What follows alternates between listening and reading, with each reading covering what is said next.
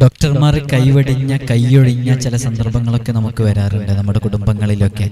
ഡോക്ടേഴ്സും നഴ്സുമാരൊക്കെ ICUവിൻ്റെ മുമ്പെന്ന് വെന്റിലേറ്ററിൻ്റെ മുമ്പെന്നൊക്കെ പ്രയാസപ്പെട്ട് വിഷമിച്ച് സങ്കടപ്പെട്ടിരിക്കുന്ന കുടുംബാംഗങ്ങൾക്ക് മുമ്പിൽ വന്നിട്ട് നഴ്സ് നമ്മോട് പറയും, ഇത് വളരെ പ്രയാസകരമായൊരു ഘട്ടമാണ്, നിങ്ങൾക്ക് ദുആ ചെയ്യാൻ വേണ്ടിയിട്ട് പറയേണ്ടവരോട് പറയുക, നിങ്ങൾ പറയേണ്ടവരോടൊക്കെ പറഞ്ഞോളൂ പ്രാർത്ഥിക്കാൻ വേണ്ടിയിട്ട് എന്നൊക്കെ അവരൊന്ന് പറയുന്ന ചില സന്ദർഭങ്ങൾ കേട്ടിട്ടില്ല. അത്രയും ഒരു മെഡിക്കൽ ടീമിനൊക്കെ നമ്മളെ സംരക്ഷിക്കുന്നതിന് ഒരു ലിമിറ്റ് ഉണ്ട് അല്ലേ? അവരുടെ കഴിവിൻ്റെ പരമാവധി വെന്റിലേറ്ററിൽ കിടത്തിയിട്ടും ആവശ്യമായ ട്രീറ്റ്മെൻ്റ് എല്ലാം നടത്തി മാക്സിമം ശ്രമിച്ചു നോക്കും.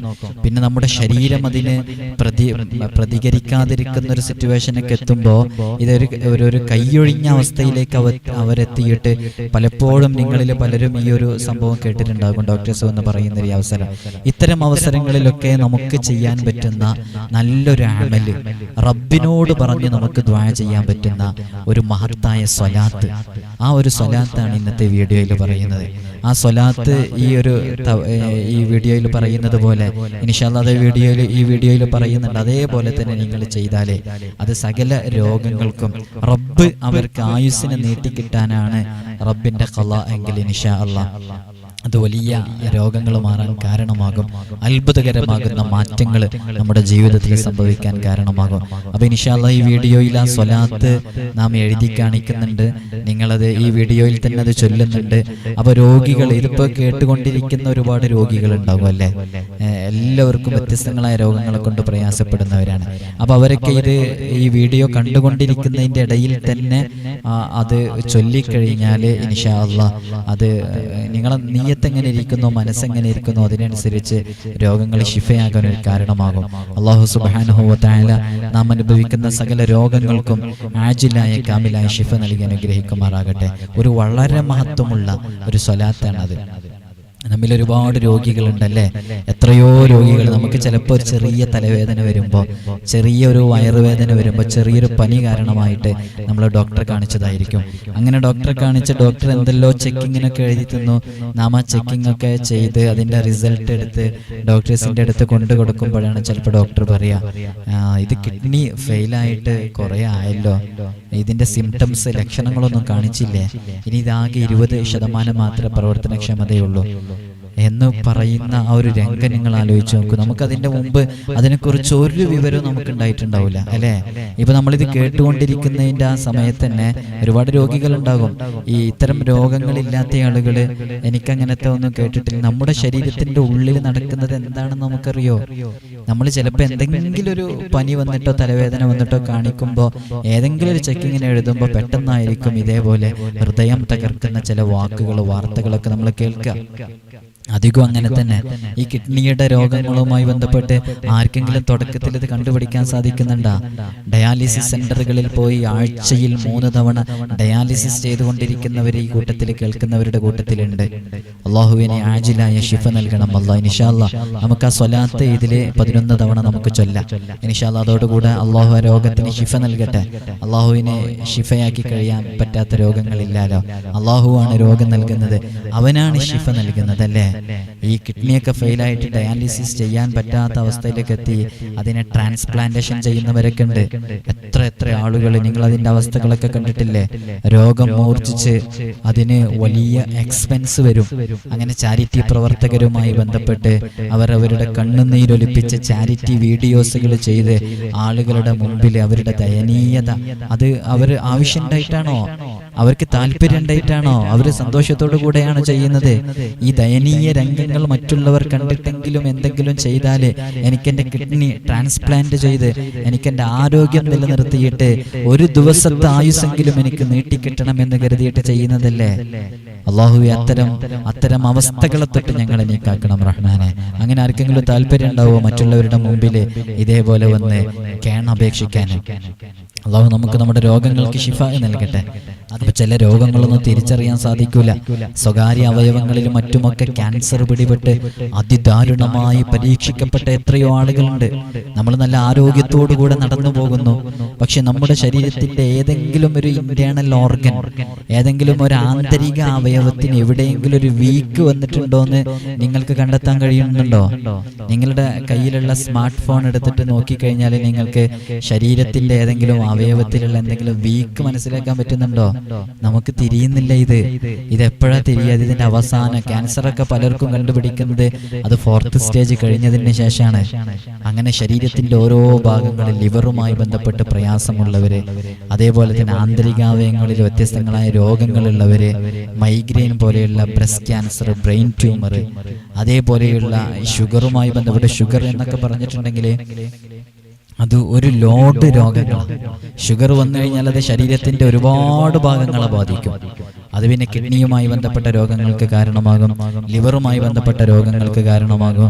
ഇങ്ങനെ വ്യത്യസ്തങ്ങളായ രോഗങ്ങളെ കൊണ്ട് പ്രയാസപ്പെടുന്നവര് ഈ വിരലൊക്കെ മുറിച്ചു മാറ്റാൻ വേണ്ടി, കാൽവിരലുകള്, കാലിന്റെ ഭാഗങ്ങളൊക്കെ മുറിച്ചു മാറ്റാൻ വേണ്ടി വിധിക്കപ്പെട്ട എത്ര ആളുകളുണ്ടെന്നറിയോ? ഓരോരുത്തരെയും പ്രയാസങ്ങൾ അറിയുമ്പോഴാണ് നമ്മൾ മനസ്സിലാക്കുന്നത്. കഴിഞ്ഞ ദിവസം എന്നെ ഒരു കുടുംബം വിളിച്ചു. അവരുടെ കുടുംബത്തിനുള്ള രോഗം എന്താണെന്ന് ചോദിച്ചാല്, ശരീരത്തിന്റെ നട്ടെല്ലിന്റെ താഴ്ഭാഗത്തേക്ക് ഈ രോമ വളർച്ച കൂടുതലുള്ളവർക്ക് ഈ രോമം കുത്തിക്കയറിയിട്ട് അവിടെ ഡാമേജ് ഉണ്ടാക്കിയിട്ടുള്ള ഒരു പ്രത്യേക രോഗം. അപ്പൊ അതിനൊരു ഓപ്പറേഷൻ ചെയ്യണം. അതിനെന്തോ ഇംഗ്ലീഷിലൊരു പേരും ഉണ്ട് ആ രോഗത്തിന്. അല്ലാഹു കാത്തു രക്ഷിക്കുമാറാകട്ടെ. അപ്പൊ എന്തെല്ലാം രോഗങ്ങളാണ് വരുന്നത്. ഈ രോഗങ്ങളിൽ നിന്നൊക്കെ, ഇത് കേൾക്കുന്ന ആളുകൾക്കൊക്കെ രോഗങ്ങൾ ഉണ്ടാകും. മൈഗ്രെയിൻ പോലെയുള്ള തലവേദനയുള്ളവരുണ്ടാകും. അവരൊക്കെ രോഗങ്ങൾ മാറാൻ ഇൻഷാ അല്ലാഹ് നമുക്ക് ഈ സ്വലാത്ത് ഒരുമിച്ച് ചെല്ലാം. ഹബീബായ സല്ലല്ലാഹു അലൈഹി വസല്ലം തങ്ങളുടെ മേലിലുള്ള സ്വലാത്ത് ഏത് രോഗങ്ങൾക്കും പരിഹാരമാണ്. വർഷങ്ങളായി കിടക്കയിൽ കിടക്കുന്ന ആളുകളുണ്ട്, ആഫിയത്തില്ലാതെ. അവരുടെ രോഗങ്ങൾ മാറാൻ ഇത് കാരണമാണ്. അള്ളാഹു ഏതു കാര്യത്തിലാണ്, അള്ളാഹു എല്ലാ കാര്യങ്ങളും ഡയറക്റ്റ് അല്ലല്ലോ. അത് നിങ്ങൾ ചിന്തിച്ചിട്ടുണ്ടോ? നിങ്ങൾക്കിപ്പോ ഒരു വീട് കിട്ടണമെന്നുണ്ടെങ്കിൽ അതിനൊരു സ്ഥലം അള്ളാഹു ഡയറക്റ്റ് കൊണ്ടുതരല്ല ചെയ്യാം. അതൊരു കാര്യവുമായി ബന്ധപ്പെട്ടിട്ടാണ് കിടക്കുക. ഇപ്പൊ നിങ്ങൾ ചിലപ്പോ എവിടെയെങ്കിലും പോകുന്ന സമയത്ത് ആരെങ്കിലും നിങ്ങളോട് സംസാരിക്കുമ്പോൾ അവര് സംസാരിക്കുന്നതിനിടയിൽ ഇങ്ങനെ ഒരാളുണ്ട് എന്ന് പറയും. അങ്ങനെ ഒരു കാരണവുമായി ബന്ധപ്പെട്ടിട്ടാണ് എല്ലാ കാര്യങ്ങളും നടക്കുക. അപ്പൊ അത്തരം കാരണങ്ങളുമായിട്ട് നമ്മൾ ബന്ധപ്പെടണം. അപ്പോൾ ഇപ്പൊ ഒരു കാരണം നിങ്ങളുടെ മുമ്പിൽ എത്തി, നിങ്ങൾ ആ കാരണവുമായി ബന്ധപ്പെടുക. ഏതാണ് കാരണം? നമ്മൾ 11 സ്വലാത്ത് ചൊല്ലാൻ വേണ്ടി പോവുകയാണ്. അത് രോഗശിഫയിനുള്ള സ്വലാത്താണ്. അപ്പൊ ഇത് കേട്ടുകൊണ്ടിരിക്കുന്ന ആളുകൾക്ക് ഒരുപാട് രോഗങ്ങളുണ്ട് അല്ലേ? അപ്പൊ നമുക്ക് ആ 11 സ്വലാത്ത് അങ്ങ് ചൊല്ലി, ആ സ്വലാത്ത് കഴിഞ്ഞിട്ട് റബ്ബിനോട് നമ്മുടെ രോഗങ്ങൾ മാറാൻ വേണ്ടി പ്രത്യേകം ദുആ ചെയ്താൽ രോഗങ്ങൾ മാറും. ഇതിൽ ഉമ്മാക്ക് രോഗമുള്ളവരുണ്ട്, ഉപ്പാക്ക് രോഗമുള്ളവരുണ്ട്, മക്കൾക്ക് രോഗമുള്ളവരുണ്ട്. ഞാൻ ഈ മജ്ലിസ് തുടങ്ങിയതിന് ശേഷം എത്ര ആളുകളാണെന്നറിയോ അവരുടെ ചെറിയ മക്കൾക്ക് വലിയ വലിയ രോഗങ്ങൾ വന്ന് പിടിപെട്ടിട്ട് വളരെയധികം പ്രയാസപ്പെടുന്ന എത്രയോ ആളുകൾ. ആ മകളുടെ ഒരു കുട്ടിയുടെ രോഗം കാരണമായിട്ട് അവർക്ക് കിട്ടിയ ജോലി വരെ ഒഴിവാക്കി ആ കുട്ടിയെ നോക്കാൻ വേണ്ടി നിൽക്കുന്ന ഉമ്മമാരുണ്ട്, ഉപ്പമാരുണ്ട്. എത്രയോ ഉപ്പമാര് പ്രവാസികള് അവരവരുടെ മക്കൾക്ക് രോഗ ചികിത്സക്ക് വേണ്ടി മാത്രം പ്രവാസ ലോകത്ത് നിന്ന് ക്യാഷ് അവിടെ നിന്ന് അയച്ചു കൊടുത്താല് അത് ഈ ട്രീറ്റ്മെന്റിനായി മാത്രം ചെലവഴിക്കപ്പെടുന്നു. ആ രൂപത്തിൽ പരീക്ഷിക്കപ്പെട്ടവര് എല്ലാവർക്കും ഇനിശാന്ത രോഗങ്ങളും. ഇത് കേൾക്കുന്ന ആർക്ക് ശരീരത്തിൽ എവിടെ എന്ത് രോഗങ്ങളുണ്ടോ, മുത്ത് ഹബീബ് സല്ലല്ലാഹു അലൈഹി വസല്ലം തങ്ങളുടെ മേലിലുള്ള ഒരു സ്വലാത്ത്, പ്രിയമുള്ളവരെ, നമുക്കൊരു 11 തവണ സ്വലാത്ത് വളരെ ആത്മാർത്ഥമായി ഇപ്പൊ ചൊല്ലിയിട്ട് റബ്ബിനോടൊന്ന് ദുആ ചെയ്യാം. അല്ലാഹു സുബ്ഹാനഹു വ തആല നമ്മുടെ രോഗങ്ങൾക്ക് ആജിലായ ശിഫ നൽകട്ടെ. ഞാൻ പറയുന്ന സ്വലാത്ത് നമ്മുടെ മജ്ലിസിൽ സാധാരണ ചൊല്ലുന്ന സ്വലാത്താണ്. സ്വലാത്തു തിബ് നിങ്ങൾക്ക് എല്ലാവർക്കും അറിയാം. മുത്ത് ഹബീബ് സല്ലല്ലാഹു അലൈഹി വസല്ലം തങ്ങളുടെ മേലിലുള്ള സ്വലാത്താണ്. സ്വലാത്തു തിബ് എന്ന് പറഞ്ഞാൽ അത് ഷിഫാഇന്റെ സ്വലാത്താണ്, അത് രോഗം മാറാനുള്ള സ്വലാത്താണ്.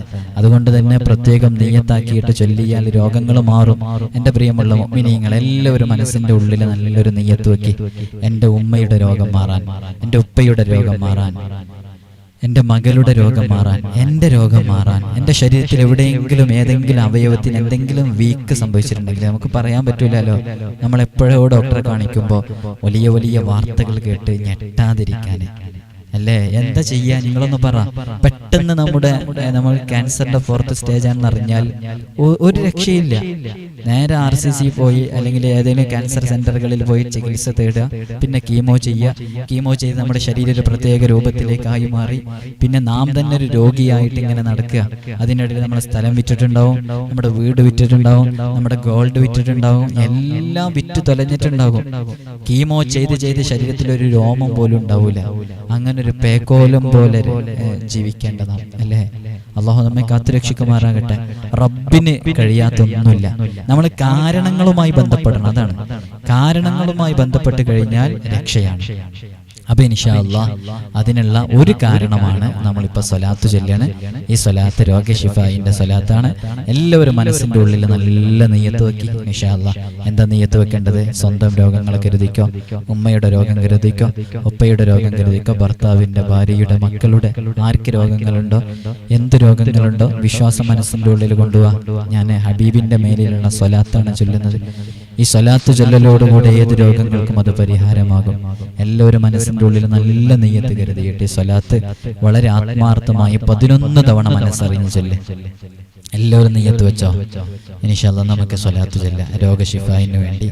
ഞാനും തന്നെ എൻ്റെ മനസ്സിന്റെ ഉള്ളിൽ നല്ലൊരു നിയ്യത്ത് കരുതിയിട്ടുണ്ട്. എനിക്ക് ഒരു രോഗങ്ങളും ഇല്ലാതിരിക്കാനും എൻ്റെ ശരീരത്തിൽ എവിടെയെങ്കിലും ഈ പറഞ്ഞതുപോലെ കിഡ്നിയുമായി ബന്ധപ്പെട്ടോ ലിവറുമായി ബന്ധപ്പെട്ടോ എന്തെങ്കിലും ആന്തരികാവയവങ്ങൾക്ക് എന്തെങ്കിലും ഒരു വീക്ക്, ഒരു പോരായ്മ, ഒരു രോഗാണുക്കൾ എവിടെയെങ്കിലും ഉണ്ട് എന്നുണ്ടെങ്കിൽ അള്ളാഹുവേ നീ അത് നശിപ്പിക്കണം. അല്ലാഹ് ഈ സമയം ഞാൻ സ്വലാത്ത് ചൊല്ലുമ്പോൾ എൻ്റെ ഉമ്മയുടെ, എൻ്റെ ഉപ്പയുടെ, എൻ്റെ കുടുംബാംഗങ്ങളിൽ എല്ലാവരുടെ രോഗങ്ങൾക്ക് നീ ശിഫ നൽകണം അല്ലാഹ് എന്ന നിയ്യത്താണ് എൻ്റെ മനസ്സിലുള്ള. എൻ്റെ മക്കളുടെ, എൻ്റെ ഭാര്യയുടെ ഒക്കെ എല്ലാവരും അതേപോലെ മനസ്സിൻ്റെ ഉള്ളിൽ നല്ല നിയ്യത്ത് വെച്ചിട്ട് സ്വലാത്ത് 11 തവണ ചൊല്ലി.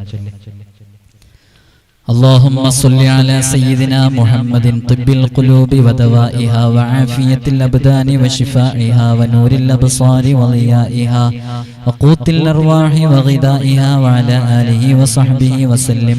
اللهم صل على سيدنا محمد طب القلوب ودوائها وعافية الأبدان وشفائها ونور الأبصار وضيائها وقوت الأرواح وغذائها وعلى آله وصحبه وسلم. اللهم صل على سيدنا محمد طب القلوب ودوائها وعافية الأبدان وشفائها ونور الأبصار وضيائها وقوت الأرواح وغذائها وعلى آله وصحبه وسلم. اللهم صل على سيدنا محمد طب القلوب ودوائها وعافية الأبدان وشفائها ونور الأبصار وضيائها وقوت الأرواح وغذائها وعلى آله وصحبه وسلم.